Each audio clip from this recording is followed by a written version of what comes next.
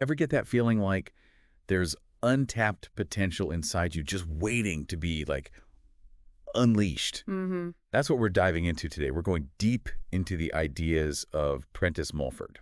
Okay. He was a 19th century pioneer of New Thought, Uh-huh. which, by the way, predates a lot of the self-help stuff we see today. Right. We're looking at his book, The God in You. Okay. It's a collection of essays that honestly feels surprisingly relevant even now, you know? Yeah, and what I find so fascinating about Mulford is he didn't just talk about positive thinking. Right. He kind of took it a step further. Okay. He really believed that our thoughts, they weren't just these fleeting ideas in our heads. Oh. He thought they were powerful forces, like actually shaping our reality. Whoa, hold on. Thoughts as, like, actual forces. That's intense. It is intense. Mulford argued that our thoughts, they actually emit energy, Okay. like constantly, like little signals beaming out into the world almost. Right. He even compared them to like chemicals, you know, interacting, combining, and ultimately shaping the world around us. So it's not just that thing people say, think happy thoughts and good things will happen. Right. There's an actual energetic impact our thoughts have. Exactly. And here's where it gets even more interesting. Okay. Mulford ties this whole thoughts as things idea to nature. Okay.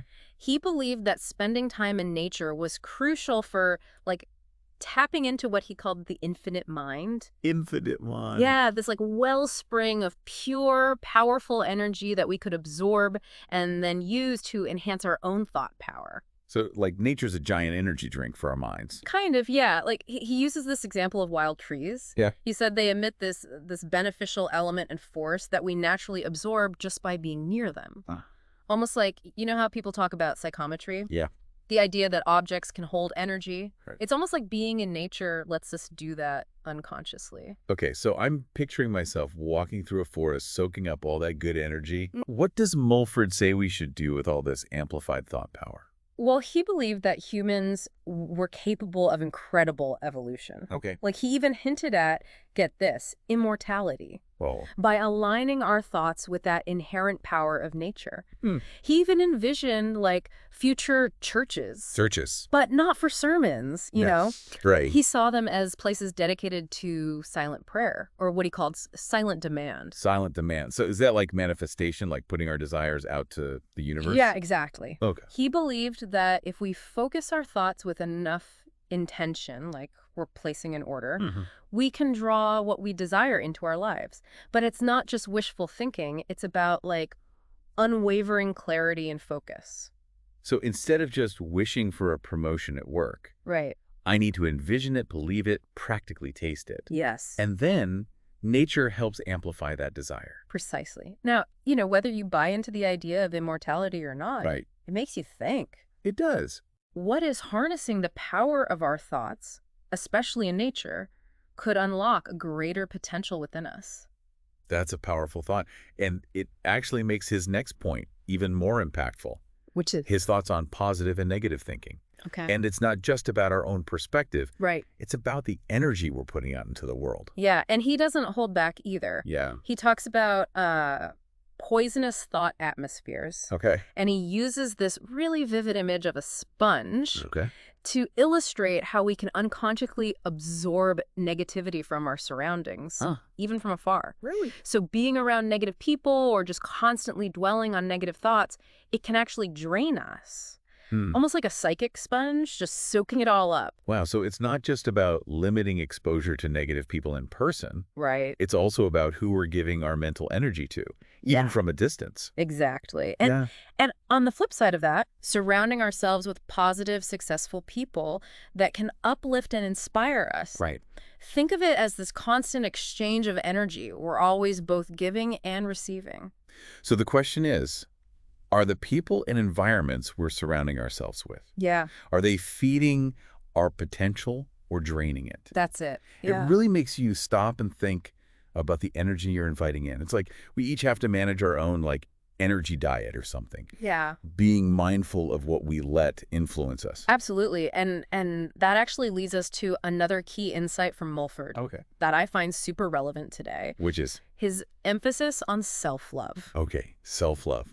I feel like that's a big one these days, It really is. especially in a world that's like go, go, go all the time. Right. Praising us for burning ourselves out. Yeah, Mulford was like way ahead of his time in recognizing just how important self-care is and setting boundaries. Right. He was actually against constantly putting ourselves last. Like, he warned against the spiritual drain of it and even the physical drain of neglecting our own needs for other people. So it's not about being selfish. Right. It's realizing we can't pour from an empty cup, right? Exactly. We have to take care of ourselves to truly show up for others. And he uses this powerful example of a self-sacrificing mother who, without even realizing it, passes down this legacy of low self-worth to her daughter. Wow. It's a pretty stark reminder that sometimes the most selfless thing we can do is actually to prioritize our own well-being. That's not a perspective you hear very often, but it makes a lot of sense. Right. It's like Mulford frames this idea of love thyself, not as an indulgence or something, but like an essential responsibility to ourselves and to the universe to reach our full potential. Exactly, and that means learning to set healthy boundaries and saying no sometimes, even when it's difficult. Yeah. It's about recognizing that taking care of our own energy and well-being it allows us to then give to the world from a place of fullness, not depletion. Instead of constantly feeling drained. Yeah. Makes you wonder, are we holding ourselves back by buying into this idea that self-sacrifice is the same as virtue? It's a good question. What could we actually accomplish if we just gave ourselves permission to put our own growth and well-being first? That's a really important question to consider. It is. And it leads us to this other fascinating concept that Mulford introduces, the art of forgetting. Forgetting. I don't know about that one. Don't we learn from our experiences, the bad ones and the good? We do. But Mulford isn't saying we should, erase all our memories. He's talking about the intentional practice of releasing those negative thoughts, like grudges or those limiting beliefs that aren't doing us any good anymore. He argues that, if we're constantly clinging to negativity, past hurts, anxieties about the future, it just drains our energy and then it attracts more of the same. So it's like hitting delete in our minds. Exactly. All those thoughts that just keep us stuck. Exactly. Self-doubt or resentment. Mulford believed that by consciously choosing to shift our focus towards the positive, our goals, our aspirations, that's how we create space for those supportive forces that we were talking about to actually flow into our lives. It's almost like decluttering our minds. Yes. Just like we might declutter our homes. Exactly. To make room for something better. And Mulford, he takes this concept of creating a positive mental atmosphere even further with what he calls spells. Spells. Okay, now you're really taking me back to the 1800s. Right. Like, are we talking witchcraft here? Not quite. Okay. No potions and wands or anything. Okay. When Mulford uses this word spell, he's talking about the influence. It's powerful, but we don't always see it that our environment has on us. Okay. And the energy of other people. So more like Sunny's vibes. Yeah. We've all walked into a room. Exactly. And felt that energy, good or bad. Right. And he gives this example of a sick room. Okay. Where this heavy energy can linger. Yeah. Even after the person's better, Right. He believed that same principle applied to our homes. Okay. Our workplaces, even just the thoughts and energy we carry with us. It's true. I mean, think about how you feel after a weekend getaway. Yeah. Versus after a stressful day at work. Totally different. Totally different vibe. Exactly. And this is where Mulford's emphasis on change comes in. Okay. He believed that embracing change in our surroundings, our routines, even our thoughts, it was vital for keeping our minds and bodies energized and preventing what he called premature aging. Oh, wow. So shaking things up, trying new things, new experiences, that keeps us, mentally young. That was his belief. He saw stagnation as this kind of energetic drain, while embracing change was like hitting the refresh button. Okay.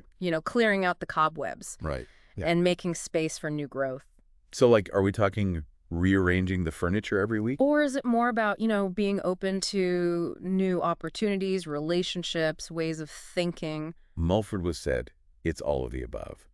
He really thought even small changes can make a big difference in our energy. Okay. Like, think about how you feel after a good decluttering, right? Right. Or you try a new recipe, something like that. Yeah. It's invigorating.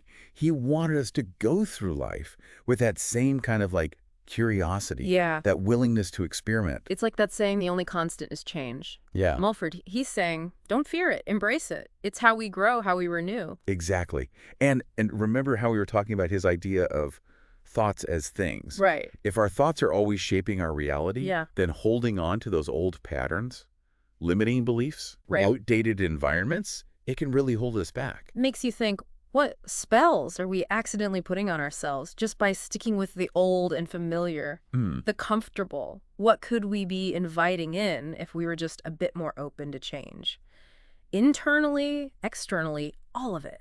That's a really powerful question. Yeah. And it gets right to the core of Mulford's whole philosophy. Which is? That we have so much more power to shape our own lives than we realize. He wants us to see that we're not, like, just going through the motions at the mercy of fate. Right. We're active creators of our own reality. We started this whole deep dive asking about untapped potential, right?